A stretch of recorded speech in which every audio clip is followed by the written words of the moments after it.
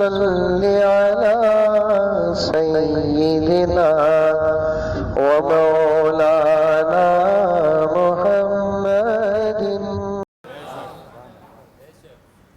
ہم نماز کے تابع بن کر امامت کرتے ہیں، میرا آقا وہ ہے جس کے تابع خود نماز ہے۔ آقا نہ آئے اقامت کہاں کی، آقا نہ آئے تو نماز کہاں کی، سب صفوں میں بانٹ کر انتظار کرتے رہے امام الانبیاء والمرسلین کا۔ پیارو جواب دو، جواب دو، جواب دو۔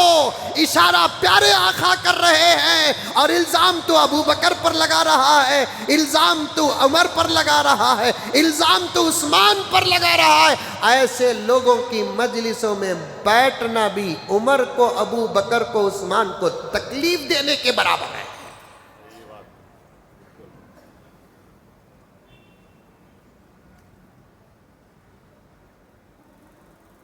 پوچھو، سوال کرو، میری طرف سے سوال کرو، یا میرا سوال ان لوگوں کے علم کے دروازوں کو کھٹکھٹاتا ہے؟ اس وقت کی نماز میں مسجد نبوی میں کیا حضرت علی نہیں تھے؟ تھے، لیکن جب نماز کا وقت حد سے زیادہ بڑھ رہا تھا، آقا کو حجرے سے نکل کر مصلی کو آنے تک کی طاقت نہیں تھی۔ میں جس طاقت کا ذکر کر رہا ہوں وہ عام طاقت بیماری اور کمزوری میں سب کو واقع ہو جاتی ہے ایک بشر ہونے کی حیثیت سے، ورنہ میرے آقا کی طاقت کا کیا کہنا۔ اور آقا کے حجرے اور آقا کے مصلی کی مسافت میں آپ کو بتاؤں، اس ستون اور اس منبر کے درمیان کی جو مسافت ہے، یہاں جو اتنی ہی مسافت ہے، وہاں سے نکل کر یہاں تک آنے کی بھی طاقت نہیں تھی، کیونکہ آدمی بخار میں کمزور ہو جاتا ہے۔ اور تھے نا مسجد میں علی بھی تھے نا، علی تو اہل بیت میں سے تھے۔ اما عائشہ ذرا حجرے سے پردہ ہٹا کر دیکھتی ہے، نماز کے انتظار میں صحابہ،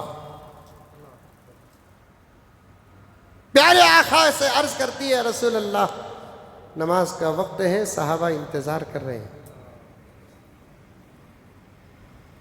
اگر آپ یہاں پڑھنا چاہتے ہیں تو کسی اور کو پڑھانے کی آپ اجازت مرحمت فرما دیں۔ آقا نے حضرت عائشہ سے کہا کہ عائشہ تمہارے ابو بکر کو کہو کہ میری امامت کو سنبھالے، تو خلافت میں لڑ رہا ہے۔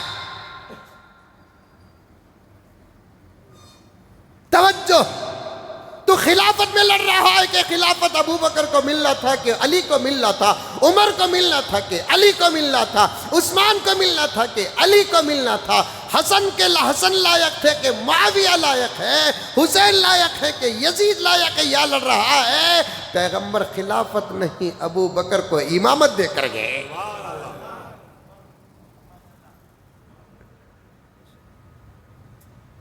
جواب دو، ایک علمی سوال کا علمی جواب ہی چاہتا ہے یہ عاجز۔ امامت اور خلافت دونوں کو تولیں گے تو امامت ہی کا تو درجہ ہے۔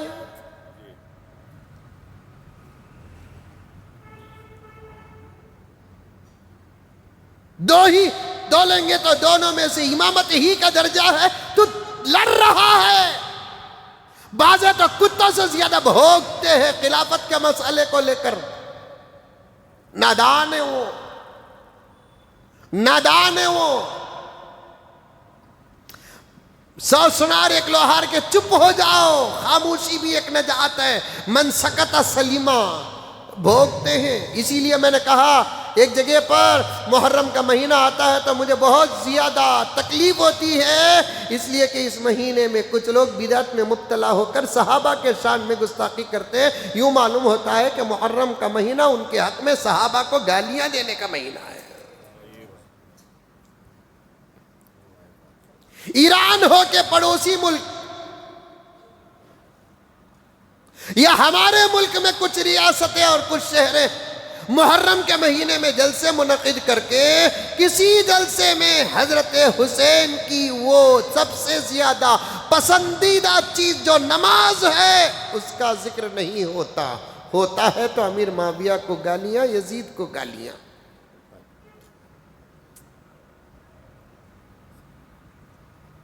شاید خبر مبارک میں امیر معاویہ رضی اللہ تعالیٰ عنہ بھی یہ کہتے ہوں گے اللہ آپ محرم ہی کو ختم کر دیں۔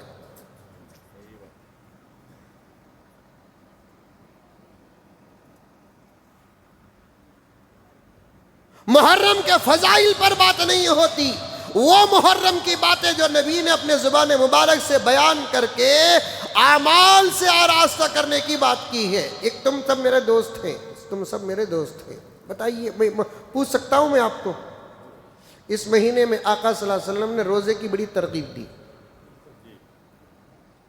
اس پر کہیں جلسہ ہو رہا ہے؟ محرم کی فضیلت بیان کرنا تو یہ کرو۔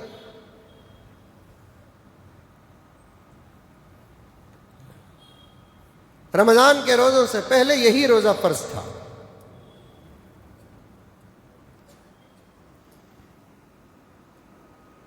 رمضان کے روزوں سے پہلے یہی روزہ فرض تھا۔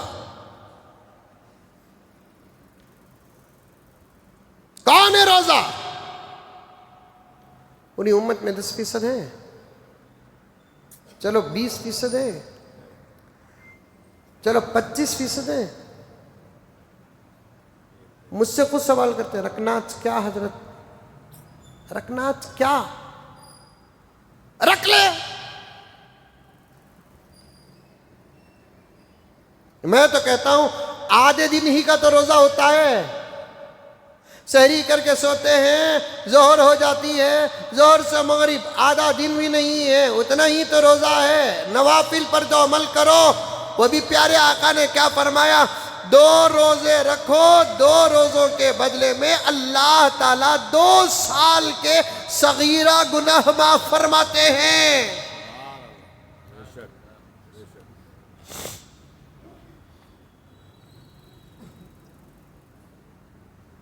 ہاں آقا نے ایک ہی روزہ رکھا 10ویں محرم کا، ایک ہی روزہ رکھا آقا نے۔ جب لوگ مدینے کے صحابہ آ کر کہنے لگے، فضیلت نبی نے بیان کی اللہ کے نبی صلی اللہ علیہ وسلم کی خدمت میں کہ ہم بھی آج روزہ ہیں، آپ کو معلوم ہے یا رسول اللہ صلی اللہ علیہ وسلم، آج تو یہود و نصارہ بھی روزہ ہے، یہود روزہ ہے۔ حضور نے معلوم کیا یہود آج کیوں روزہ ہیں۔ حضور کو خبر پہنچی حضرت موسیٰ کی نجات فرعون سے اللہ نے اسی دن دیا، تو اس شکرانے میں موسیٰ اور موسیٰ کے اس وقت حیات میں رہنے والی امت روزہ رکھتی تھی، بعد میں یہ روزہ ان کی امت میں جاری رہ گیا۔ پیارے آقا سن کر کہتے ہیں ان سے زیادہ تو قریب ہم ہیں موسیٰ سے۔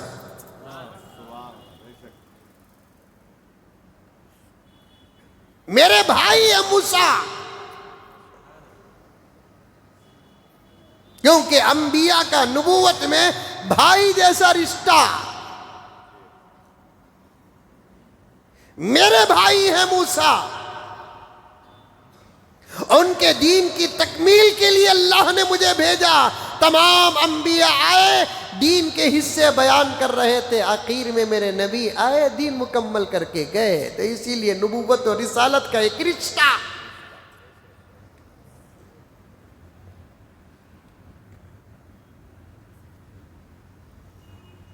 اور صحابہ سے کہا تم بھی روزہ رکھو، آئندہ سال اگر میں رہوں تو 9ویں محرم کا بھی روزہ رکھوں گا۔ توجہ سے سننا، سنے ہیں بات پھر آموختے کے طور پر سننا، 9ویں محرم کا بھی میں روزہ رکھوں گا۔ 9ویں محرم کو تاسوعا کہتے ہیں، 10ویں محرم کو عاشوراء کہتے ہیں۔ حضرات فقہا نے اس حدیث کو رکھ کر اور پوری حدیث کو رکھ کر نتیجہ نکالا، پیغمبر نے اس ایک 10ویں محرم کے روزے کے ساتھ اور ایک روزے کا حکم کیوں دیا؟ اس لیے کہ عبادت میں بھی ہم یہود و نصارہ کی موافقت نہیں کر سکتے۔ خالف الیہود والنصارہ، اے لوگوں تم فیشن میں، صورتوں میں، سر کے بال میں، پیر کے جوتے میں، کپڑے میں، مردوں کے عورتوں کے مزاج میں تم یہود و نصارہ کی کیا موافقت کرو گے؟ آج محمد تم سے کہتا ہے کہ عبادت میں بھی تم ان کی مخالفت کرو۔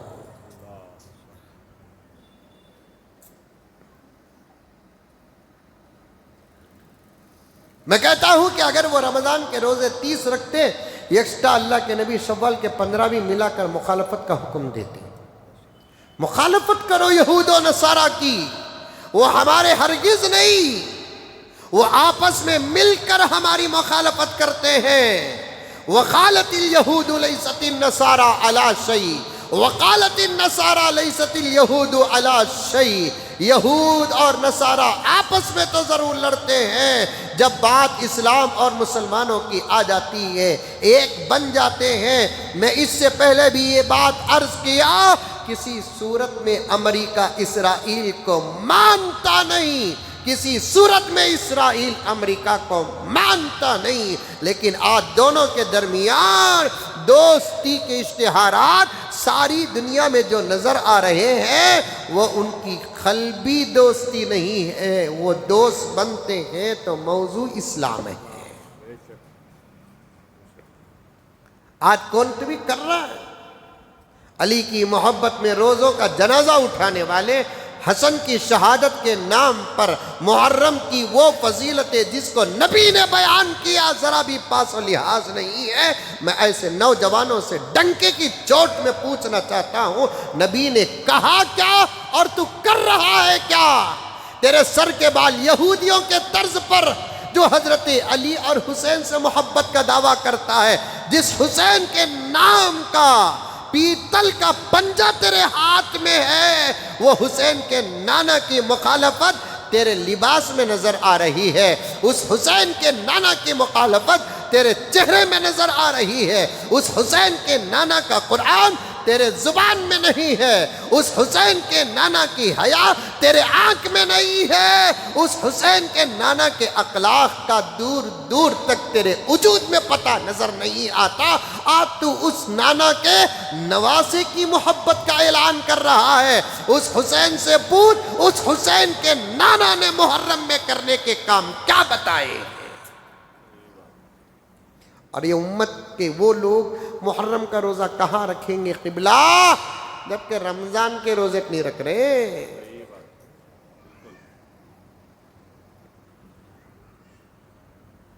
محرم کا نفل روزہ کہاں رکھیں گے جبکہ رمضان کے فرض روزے نہیں رکھتے۔